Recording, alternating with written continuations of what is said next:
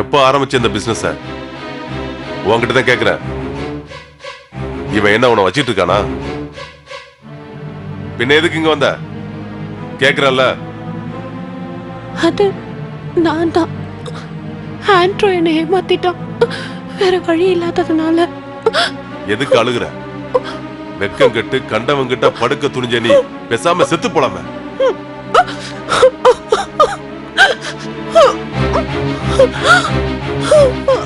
என்னடா இது? என்ன பத்தி என்ன நினைச்சிட்டு இருக்க? மன்னிக்கணும் மிஸ்டர் சிவதாஸ், அவனை ஒண்ணும் சொல்லாதீங்க. இதெல்லாம் என்னோட ஏற்பாடு தான். உங்களை நேர்ல பார்க்கணும்னு. எதுக்கு? என்ன காரணம்னு எனக்கு தெரியல. உங்களுக்கு என் மேல வெறுப்புன்னு மட்டும் தெரியுது. உங்க மேல வெறுப்பு இல்ல, அருவெறுப்பு. சிவதாஸ், எங்க கட்சியில சில பேர் உங்க பணத்தை பார்த்து இவனை மாதிரி உங்க பின்னாடி வந்து வாளாட்டலாம். எல்லாரையும் அப்படி நினைக்காதீங்க. ஸ்ரீமத் சிவதாஸ், நீ என்னை தப்பா நினைத்து பேசுகிறாய். இல்ல சாமி, உங்களை பத்தி நல்லா தெரிஞ்சுக்கிட்டு தான் பேசுற. ஆசிரமங்கிற பேர்ல சாமியார் வேஷத்தை போட்டு மக்களை ஏமாத்துற விளையாட்டை தயவு செஞ்சு என்கிட்ட வச்சுக்காதீங்க. உங்களை கையெடுத்து கும்பிடுறேன். சாரி, இப்ப ரொம்ப பிஸியா இருக்காரு. டேய், அண்ணனை தடுக்க கருப்பு பூனைக்கு பவர் இல்லடா. அத பத்தி என்ன? வேலை எல்லாம் நல்லா போயிட்டு இருக்கு போல இருக்கு. வெளியே போ. அட, ஸ்ரீகலா மேடம் உள்ளே இருந்தீங்க. மேடம், இப்பெல்லாம் ஐஸ்கிரீம் அதிகமா வியாபாரம் பண்றீங்கன்னு தெரியுது. கொஞ்சம் ஜாக்கிரதையா இருங்க, இல்லனா நாங்க உங்களுக்கு ஐஸ்கிரீம் கொடுத்துருவோம். என்னடா? ஒரு சிட்டியே நம்ம கையில இருக்கு, ஆட்சியும் நம்ம கையில இருக்கு. நாம நினைச்சா எந்த பொண்ணையும் கூட்டிட்டு வந்துடலாம் நினைச்சிட்டு இருக்கியாடா? இல்ல தோழரே, நான் சொல்றத கொஞ்சம் கேளுங்க. ஒரு ஏழை பொண்ண ஆசை காட்டி அவ வாழ்க்கையை பாழாக்கிட்டேடா. உன்ன மாதிரி ஆளுங்கள. அதெல்லாம் ஒண்ணும் இல்ல. சிவானே மேயருக்கு கராத்தே கத்து கொடுக்குறாரு. நல்லா கத்து கொடுங்கண்ணே. உங்க மேயருக்கு கராத்தே தெரியாதுல்ல, அதான் சிவானே கத்து கொடுத்துருக்காரு. வாயை திறந்து ஒரு சத்தம் வெளியில வரக்கூடாது. வந்துச்சு கொண்டுடு.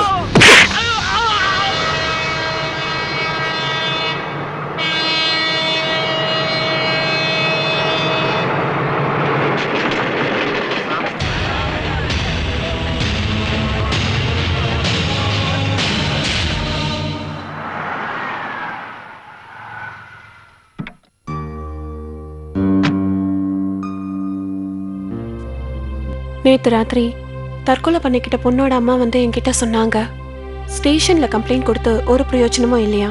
அதனாலதான் நானே உங்ககிட்ட நேரடியா வந்திருக்கேன். அவங்க ரொம்ப நொந்து போயிருக்காங்க. என்னாச்சுன்னு என்கிட்ட சொல்லுங்கம்மா. பயப்படாதீங்க, என்கிட்ட சொன்னது எல்லாத்தையும் தைரியமா சொல்லுங்க. என் பொண்ணு சகிச்சுக்க முடியாமதா இப்படி ஒரு காரியத்தை பண்ணா. அவளை வற்புறுத்தி மிரட்டி பல இடத்துக்கு கூட்டிட்டு போனாங்க. பல பேருக்கு பலி ஆக்கிட்டாங்க. யாரு?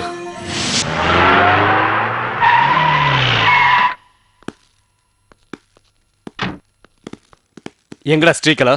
எதுக்கு? என்ன விஷயம்? ஏய், சொல்றா.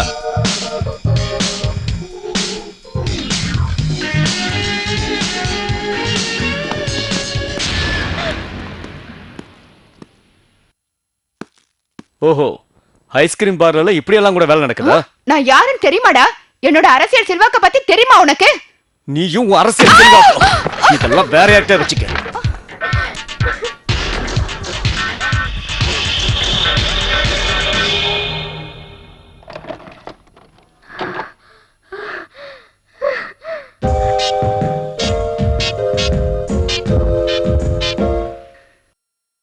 ஐஸ்கிரீம்ல மயக்க மருந்து கலந்து கொடுத்து இந்த மாதிரி எத்தனை பொண்ணுங்களை நீ கெடுத்திருக்க?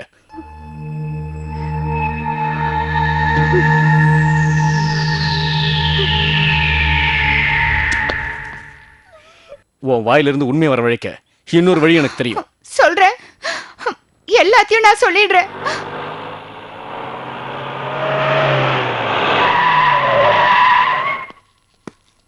வாங்க. என்னய்யா உனக்கு இங்க என்னய்யா வேலை? வேலை இருக்குடா. கையடா, நான் இந்த ஊர் மேயர். ஐயோ சார், நீங்க மேயரா? போறப்போ எந்திரிங்கடா.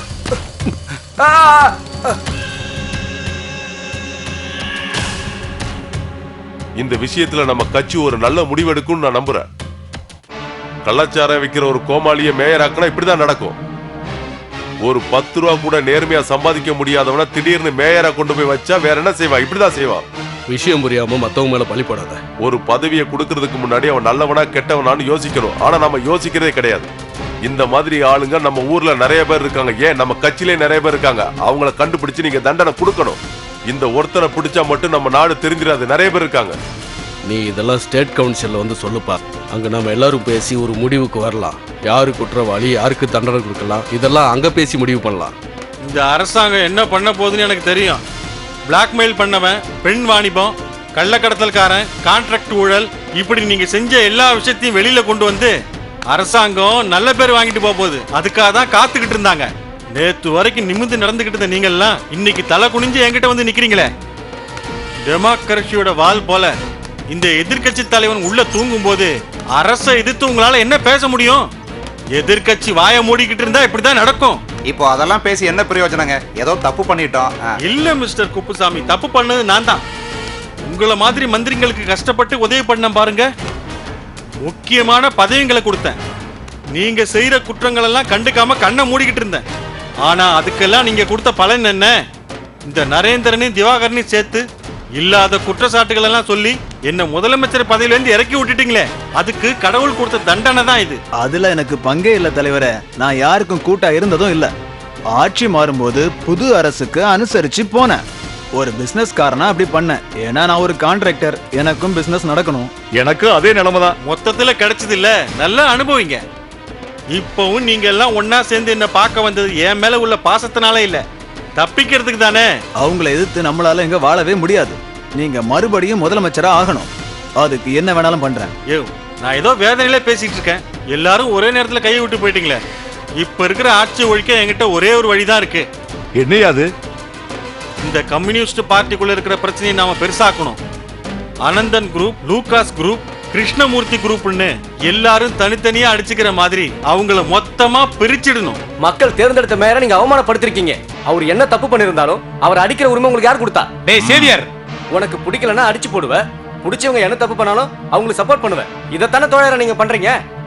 நமக்கு முக்கிய எதிரியான பிஎஸ்எஸ் கூட நீங்க அன்னோனியமா இல்ல, ஒரு தோழரை போல அவர் கூட நீங்க பேசுறீங்க, நடந்துக்கிறீங்க. அதுக்கு என்ன காரணங்கிறதும் எங்களுக்கு தெரியும். பிஎஸ்எஸ் ஓட தலைவன் ஜெயச்சந்திரன் உங்க தங்கச்சியோட ஆள் இல்ல. தேவையில்லாம பேசுன கொன்னுடுவேன்.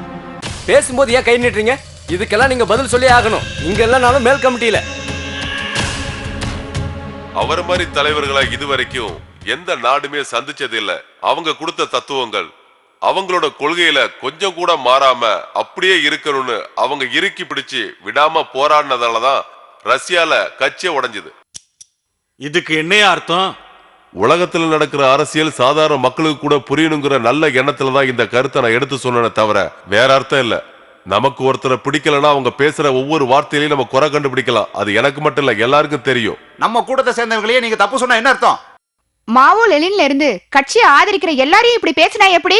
இங்க பாருங்க, அவங்களை எனக்கும் பிடிக்கும். பாரபட்சம் இல்லாம எல்லா அரசியல் தலைவர்களை பத்தி நாம தெரிஞ்சுக்கணும். ஆரம்பத்துல நம்ம செஞ்ச சில காரியங்கள் தப்புன்னு நம்ம தோழர்கள் மட்டும் இல்ல, சில தலைவர்கள் கூட அதை ஏத்துக்கிட்டாங்க. அந்த மாதிரி தான் எல்லா விஷயங்களையும் பார்க்கணும். தீவிரவாதத்தை ஒடுக்க முடியாம எத்தனையோ நாடுகள் இன்னைக்கு திணறிட்டு இருக்கு. ஆனா தீவிரவாதத்தை வளர்த்து வர நாடும் இன்னைக்கும் இருக்கு. நேர்மையான ஒரு அரசியல்வாதியை பொழைக்க தெரியாதவன்னு எல்லாரும் சொன்னாங்க. அதை ஒத்துப்பீங்களா? உலகத்துல இருக்கிற எல்லா பெரிய தலைவர்களும் ஏத்துக்கிட்ட நல்ல கருத்தை தான் நான் எடுத்து சொன்னேன். எந்த ஒரு கட்சியா இருந்தாலும் அதுல இருக்கிற தலைவருங்க மட்டும் நல்லவரா இருந்தா போதாது. அந்த கட்சியில இருக்கிற மந்திரிங்க, எம்எல்ஏ, ஏன் ஒரு கவுன்சிலர் கூட, ஏன் ஒரு தொண்டன் கூட நல்லவனா இருக்கிறது ரொம்ப அவசியம். அப்படி இருந்தா மட்டும்தான் ஒரு நல்ல ஆட்சி அமைக்க முடியும், புரிஞ்சுக்கோங்க. ஆனா இங்க என்ன நடந்துட்டு இருக்கு? கட்சிக்குள்ள ஒரு நல்லவன் இருந்தா அவனை குறை சொல்ல 1000 பேர். மேயர் அடிச்சேன், கவர்மெண்ட் ஆபீசர் அடிச்சேன், சேவியர் அடிச்சேன். அப்புறம் இளைஞர்களை தூண்டி விட்டு கட்சிக்கு எதிராக போராட்டம் நடத்த முடிவு பண்ண. இதுக்கு பதில் சொல்லவே நான் விரும்பல. இப்படி பேசினா எப்படி? கண்ணூர்ல எம்ஏஎஃப்ஏ காரங்க கூட பேசணும்ல? ஆமா பேசுறேன். ஆனா நானா போய் பேசல. கட்சியில இருந்து என்ன பேச சொல்லி இங்க இருந்து அனுப்புறாங்க. எனக்கு அவங்களுக்கு எந்த சம்மந்தமும் இல்ல. அப்புறம் அடிச்ச விஷயத்துக்கு வந்தா, நம்ம கட்சிக்காக நான் நிறைய பேர் அடிச்சிருக்கேன், ஏன் வெட்டி இருக்கேன், கொலை கூட பண்ணிருக்கேன். அன்னைக்கு நம்ம கட்சியில இதை பத்தி யாருமே என்ன கேள்வி கேட்கல. வாழை போட்டு மரியாதை செஞ்சீங்க. ஆனா இன்னைக்கு என்ன நிக்க வச்சு கேள்வி கேட்கறீங்க. எதுக்கு? நான் செஞ்சது தப்புன்னு உங்களுக்கு தோணுச்சுன்னா எனக்கு நீங்க என்ன தண்டனை வேணாலும் கொடுங்க, அதை நான் ஏத்துக்கிறேன்.